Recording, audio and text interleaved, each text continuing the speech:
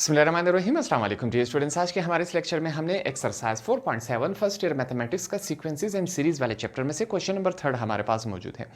बकाया क्वेश्चन से थोड़ा सा मुख्तलिफ है, सॉल्व करने का प्रोसेस वही है जिस तरह हमने पिछले पार्ट्स किए थे। क्वेश्चन क्या कहता है, इफ ए एन एक वैल्यू दी गई है then finds its sum up to n terms. हमने इनको आपस में सम अप करना है। कहाँ तक करना है? सम जमा करना है N terms.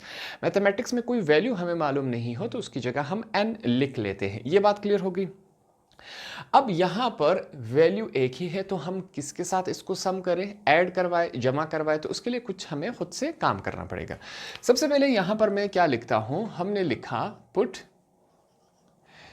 n is equal to, n की जगह हम पहले 1 डाल देते हैं, फिर 2 डालेंगे, फिर हम 3 डालेंगे। इस तरह करते करते करते कहाँ तक डालेंगे हमें मालूम नहीं है। क्यों? क्योंकि यहाँ पर भी n इस्तेमाल हुआ है कि कहाँ तक ऐड होना है कोई मालूम नहीं। जब मालूमात नहीं हो तो हम उसकी जगह n लिख लेते हैं। यहाँ पर हमने कहा कि n की जगह हम 1 पुट कर लेते हैं, पहले 2 पुट कर लेते हैं, पहले 3। n कहाँ है? इस इक्वेशन में हमारे पास n मौजूद है, तो यही काम कर लेते हैं। सबसे पहले जहां जहां n आ रहा है उसकी जगह पहले 1 पुट करेंगे, फिर 2 पुट करेंगे, फिर 3 पुट करेंगे। सेम इसी तरह चलते जाएंगे। यहां पर n की जगह पहले हम 1 पुट कर लेते हैं, इज इक्वल टू वैल्यू क्या है 1/4। n की जगह क्या पुट करेंगे? 1 पुट अप कर दिया। ठीक है। अब ये जो 1 है पावर है, ये इन दोनों का है, 1 का भी है और 4 का भी है। ठीक है, हम अलग अलग लिख लेते हैं।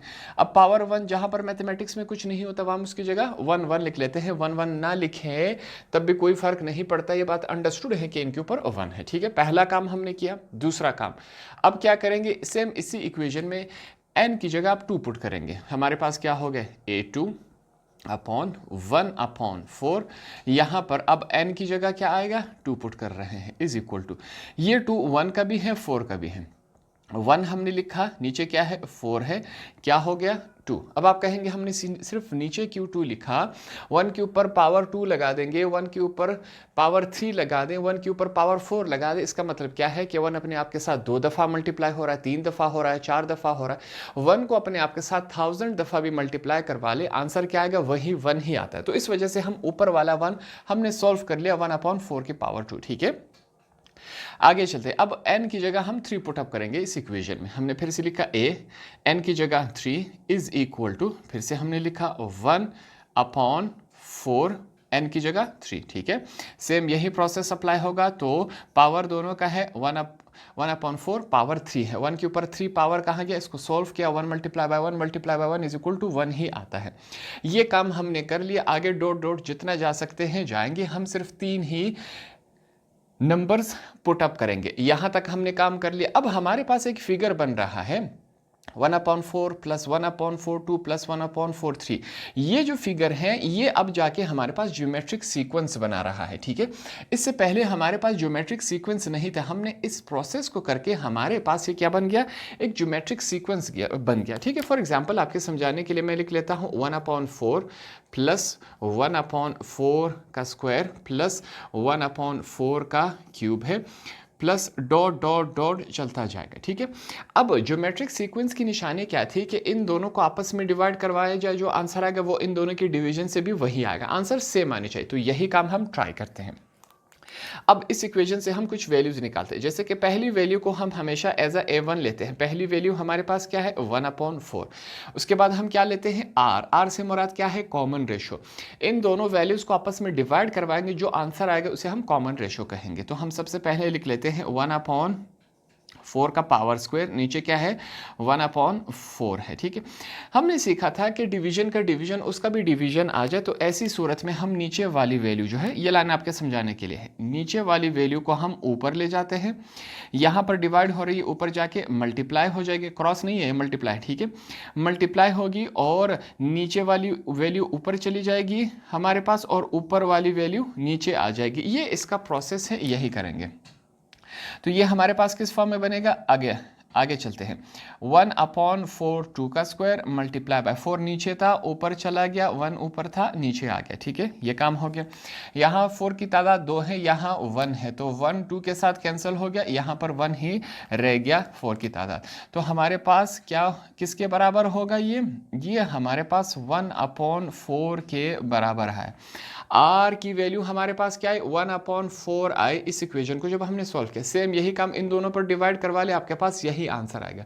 तो ये इस बात की दलील है कि ये जो हमारे पास हमने इक्वेशन बनाया वो ज्योमेट्रिक सीक्वेंस में है। उसकी निशानी यही है कि इन दोनों वैल्यूज को डिवाइड करवाया जाए, आंसर ये आएगा, इन दोनों को डिवाइड करवाया जाए, आंसर सेम आएगा। यहां तक बात क्लियर होगी। दो वैल्यूज आ चुकी हैं हमारे पास, अब हमने क्या करना है, इसमें फार्मूला पुटअप करना है। उसके लिए हम लिख लेते हैं वी नो दैट कि भाईजान हमें एक बात मालूम है। वो बात कौन सी है कि यहाँ पर फार्मूला इस्तेमाल हो रहा है। फार्मूला क्या है, s n is equal to a1 minus R की पावर n होल का अपॉन क्या है 1 माइनस आर।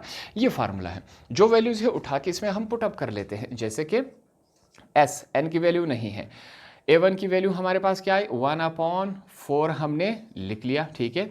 यहाँ पर क्या है 1 माइनस का साइन लगा दिया। r की वैल्यू हमारे पास क्या है 1/4i, ठीक है। यहाँ पर जो r के ऊपर पावर क्या है n है, n की वैल्यू मौजूद नहीं तो हमने सेम एज इट इज लिखा। नीचे चलते हैं 1 माइनस r की वैल्यू क्या है 1/4, तो ये हमने यहाँ पर लिख लिया। ये बात क्लियर हो गई।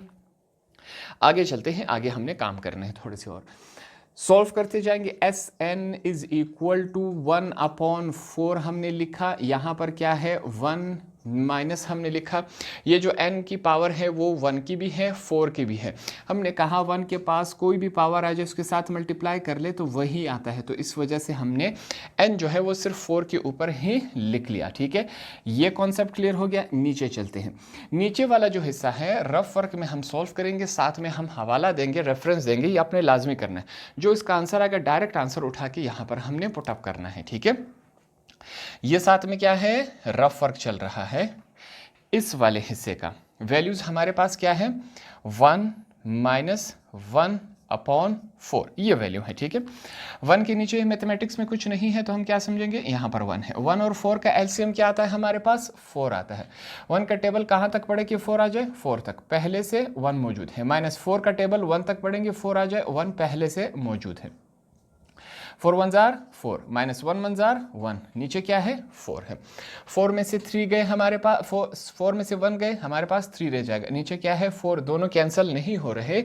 तो इस वाले हिस्से की जगह हम ये वैल्यू लिख सकते हैं, क्यों, क्योंकि इस वाले हिस्से को जब हमने सॉल्व किया तो हमारे पास वैल्यू क्या आई 3/4 आ गई। यहाँ तक तमाम बातें क्लियर हो गई। इसका स्क्रीनशॉट ले ले क्योंकि मैंने इसको मिटा देना है। फिर से आगे इसको सॉल्व करते जाएंगे। हमारे पास यहाँ पर क्या है, थोड़ी सी हमने क्वेश्चन को और स्टेप बाय स्टेप लेके जाना है। S n is equal to यहाँ पर क्या मौजूद है 1/4, ये हमने लिख लिया। नीचे वाली वैल्यू क्या है, हमने सीखा था कि डिवीजन का डिवीजन, उसका डिवीजन, फिर इसका डिवीजन जब आ जाए ऐसी सूरत में इस वैल्यू को हम ऊपर मूव करवा सकते हैं। नीचे डिवाइड हो रहा है, ऊपर जाके मल्टीप्लाई हो जाएगा, क्रॉस नहीं मल्टीप्लाई है।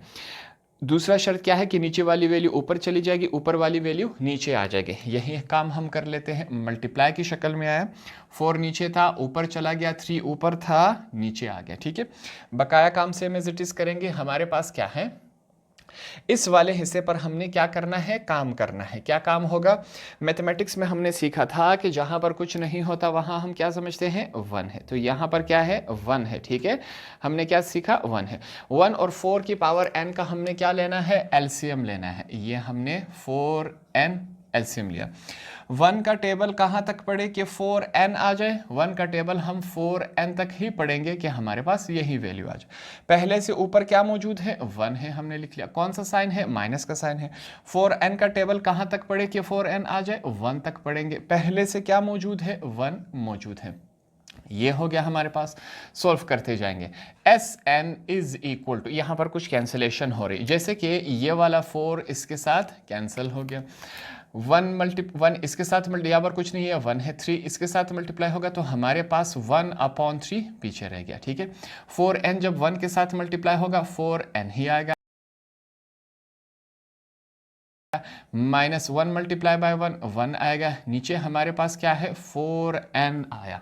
यहाँ तक तमाम चीज़ें क्लियर हो गई, स्टेप बाय स्टेप हमने इसको सीखा। एक और स्टेप इसको करके इस क्वेश्चन को सॉल्व कर लेंगे, फाइनल आंसर हमारे पास आ जाएगा। यहाँ पर हम लिखेंगे Sn, ये जो 1 है हमारे पास, 1 इसके साथ क्या हो रहा है, मल्टीप्लाई हो रहा है, 3 इसके साथ मल्टीप्लाई हो रहा है, तो 1 के साथ कोई भी वैल्यू मल्टीप्लाई हो जाए सेम एज इट इज आएगी। 1 इस पूरे ब्रैकेट के साथ मल्टीप्लाई होगा ऊपर वाले हिस्से के साथ, तो ये वैल्यू आ जाएगी। 3 इसके साथ मल्टीप्लाई नहीं हो सकता, तो हम मल्टीप्लिकेशन की फॉर्म में लिख लेते हैं। क्यों 4 के साथ मल्टीप्लाई, क्योंकि 4 के ऊपर पावर n है, इस वजह से मल्टीप्लाई नहीं। हम इसको इस सूरत में लिख लेंगे, इससे आगे ये क्वेश्चन सॉल्व नहीं हो रहा। जब सॉल्व नहीं हो रहा तो यही हमारा क्या है, फाइनल आंसर है। हमने यहाँ पर इस वैल्यू को यहाँ तक ऐड करवाना है, इससे आगे सॉल्व नहीं हो रहा। तो इस तरह हमने इस एक्सरसाइज के क्वेश्चन नंबर 3 को यहाँ पर आसान अल्फाज में सीखा और समझा। होप आपको ये आसानी से समझ आ गया होगा।